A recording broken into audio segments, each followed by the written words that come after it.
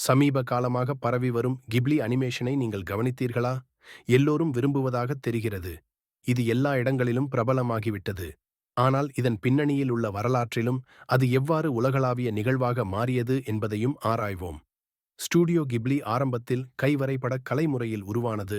Hand டிரான் animation எனப்படுவது 1980 மற்றும் 1990 ஆண்டில் 2D கையேடு வரைபடம் தான் பொதுவான முறையாக இருந்தது. மற்றும் கிப்லி இந்த முறையை பயன்படுத்தி தங்களின் அழகான மற்றும் உணர்வுபூர்வமான படங்களை அவர்கள் கையால் வரைந்து உருவாக்கினர். டெக்னாலஜி வளர்ந்தபோது கிப்லி கம்ப்யூட்டர் கிராஃபிக்ஸ் சேர்த்து சில திரைப்படங்களை எடுத்தார்கள். ஆனால் அந்த அனிமேஷன் படங்களில் பெரும்பாலும் கையால் வரையப்பட்டவை. இன்றும் கிப்லி படங்களில் கையேடு வரைபடக் கலை ஒரு முக்கியமான அம்சமாகவே உள்ளது. இந்த அழகான படைப்பு ஜப்பானைச் சேர்ந்த ஹயாவோ மியாசாகி, ஈசாவோ தகாஹாடா மற்றும் தோஷியோ சுசுகி அவர்களால் உருவாக்கப்பட்டது. அவர்களின் கடின உழைப்பும் மற்றும் கண்கவர் கலையும் மிகவும் பாராட்டத்தக்கது.